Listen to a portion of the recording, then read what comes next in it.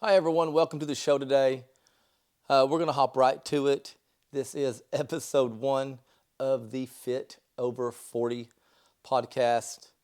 This is where I want to come in and I want to just talk about three areas of my life that I deal with constantly and struggle with and try to grow with every day. And that is fitness, entrepreneurship, and faith. I struggle in all three of those areas, try to grow in those areas. And I know I'm not the only one, and so I just want to bring some clarity in some of those topics. Maybe we can help each other out through this show. Today, I wanted to go over why you cannot join my gym. That seems to be a common theme because we have some seriously fit people in our gym, and people think that they possess something that they don't have, and that's just so far from the truth. And the truth is, all of our people, not all of them, because we do have a few young ones, but most of our average age is 35 to 55 years old. Redline Functional Fitness in Durant, by the way. And so it's not like they're gifted. The people that join our gym usually in that age, they've lived hard. Okay, some people through partying a little too hard, their bodies are beat up. Some people through rodeo, it's beat up. Working nights, working oil fields, just working hard jobs, just living a hard life, and their bodies are beat up. So everybody that comes in, everybody has issues. Okay, so you're not special based on your issue. This morning, I dropped one of the girls off, and this is a big issue right here with people. And this is why they think they can't join the gym, is because they're going to embarrass themselves. Okay?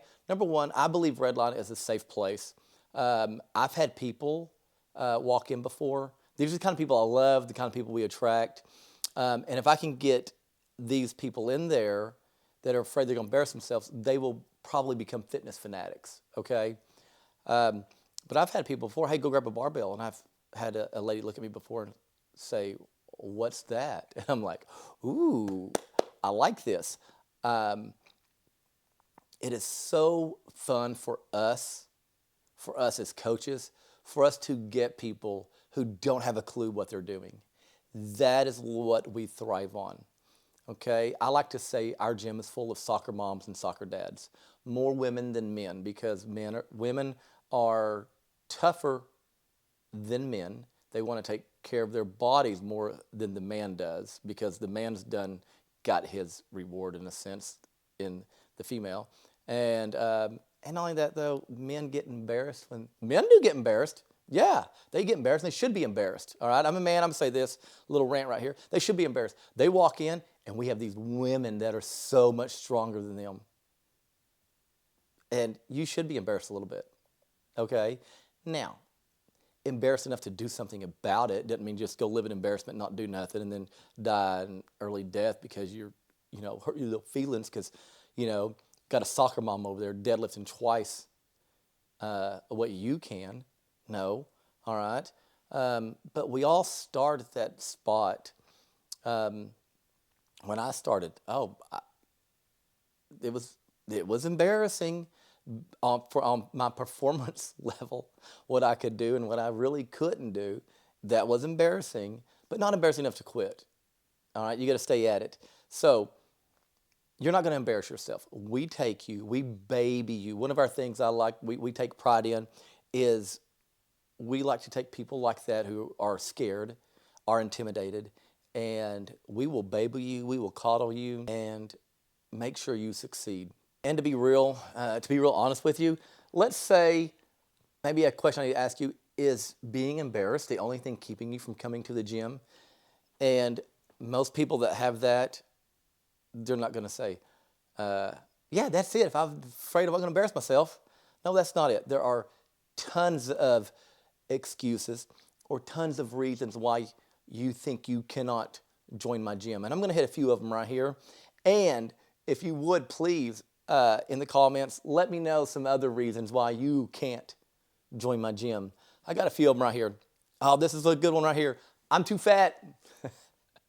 We got some fat people, okay? We got fat people that don't want to stay fat. Okay? So, you know, yeah, you're fat. Are you going to struggle with some things? Yeah. I, the cool thing is, when I get fat people in there, I don't like to try to force them to run because I was in business before with somebody and we made anybody that was heavy run. And there was this one particular time I worked on this young lady, severely overweight, obese. I wanted her to come, and the run was just a 400-meter run. But I mean, to me, it's just a 400-meter run. But to someone that is heavy, might as well be a freaking marathon. Um, she went on the run, took her forever. I was like 5 minutes because she got embarrassed because she's the last one in of everybody. She's heavy. She's out in public running. And that really, and here's the thing, long story short, she never showed back up. Um, and that really, that got to me. And I just put my foot down then. I'm like, no need to make fat people run.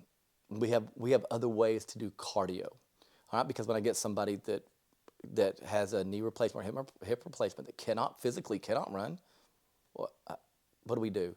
Well, I'm going to do the same thing with heavy people.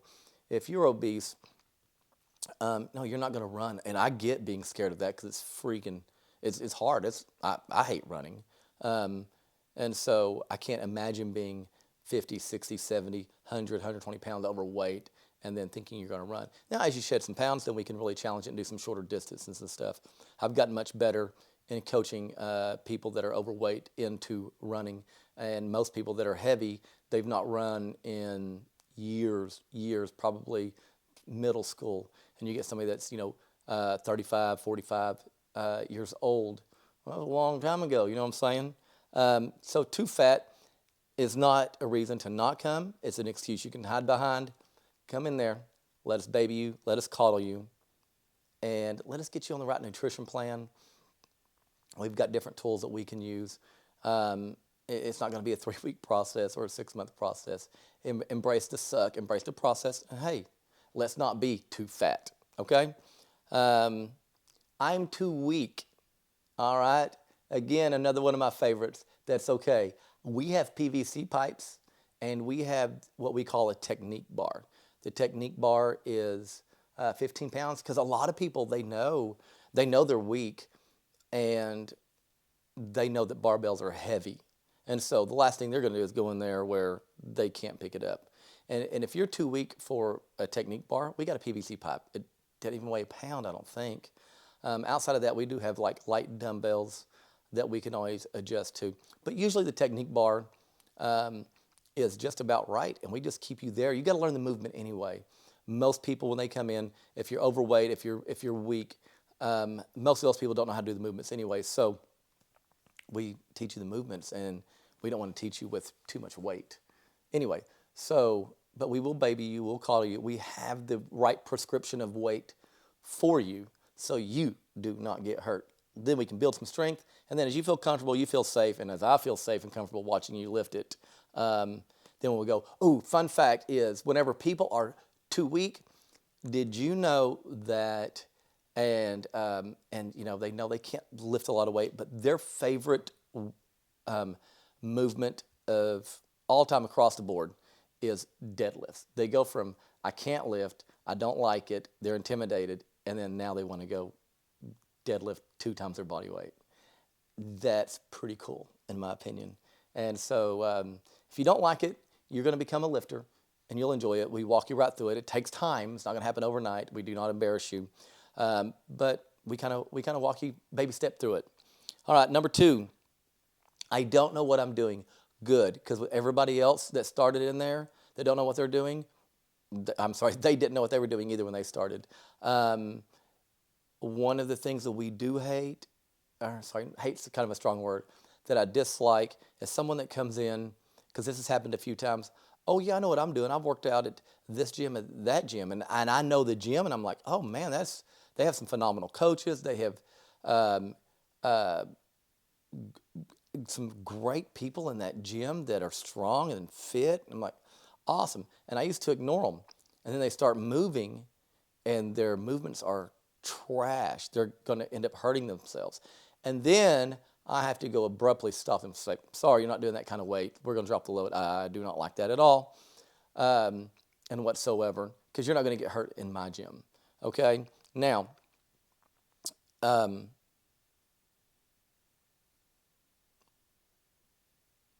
that's people who know what they're doing. Sometimes they drive us crazy. All right? They act like they know everything because they've gone to a gym. They probably don't freaking listen at their gym. It's not the gym that's the problem. It's usually the person. Now, if you don't know what you're doing, again, just like if you're too weak or you're too fat, are you afraid you're going to embarrass yourself? We take you. We coddle you for a couple weeks. We make sure that you're comfortable, you're safe, you're not going to get hurt, and we teach you the movements. We can. I've gotten really good at. I hate saying it like this, but it's only I know how to say it. Dumbing things down. Okay, to teach. I was taught one time to if you can't teach it to a third grader, then you probably can't teach it to an adult. And I like to say I can make things easy enough for a third grader to do it. Probably shouldn't have said dumb. Probably should have said easy enough for a third grader on that. And so I'm asking you to trust us in that right there. And in a short amount of time, you're going to know exactly what you're doing. I promise you this, you'll be able to walk into any gym, any style of gym, whether it's a global gym, a CrossFit gym, a functional training gym, a boot camp gym, it does not matter.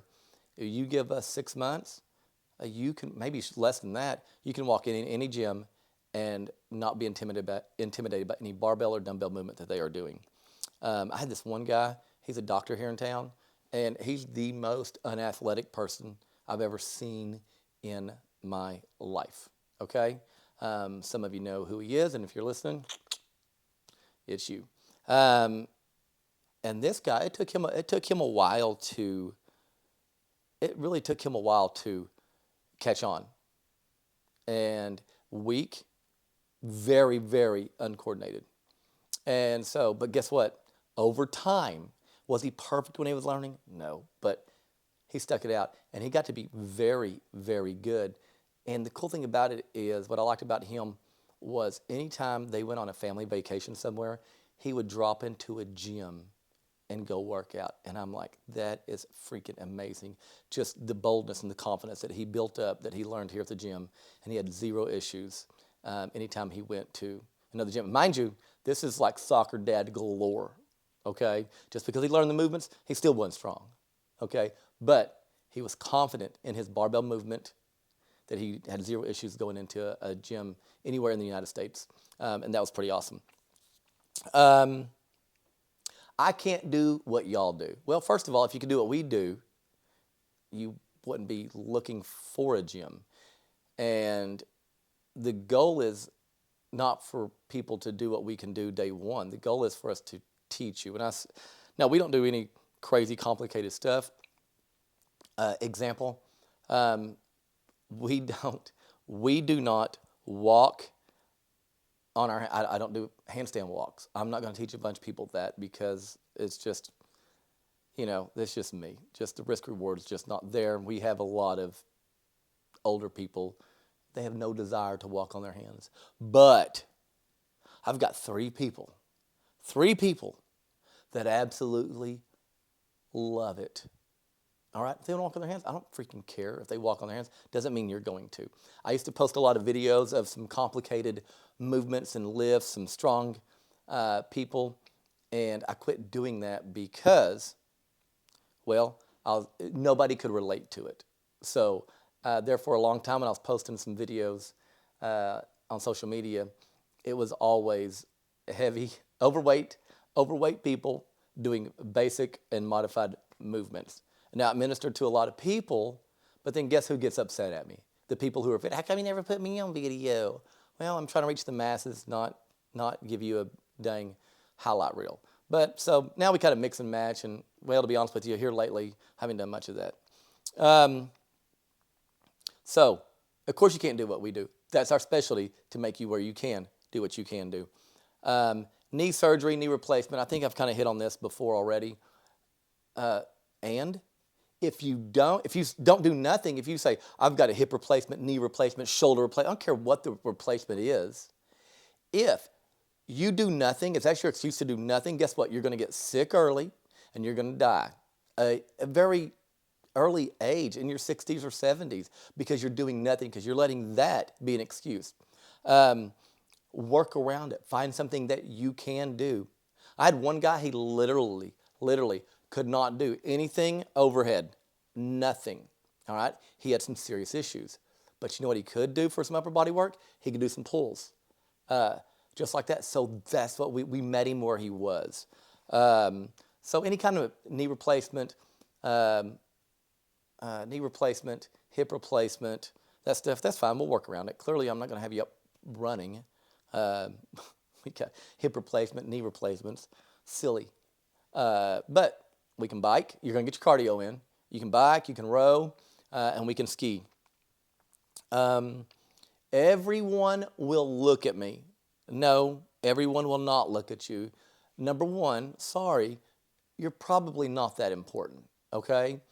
Number two, people are actually there to work out for themselves, and they focus on themselves, believe it or not, and they're not concerned about you one iota, unless you came with your BFF.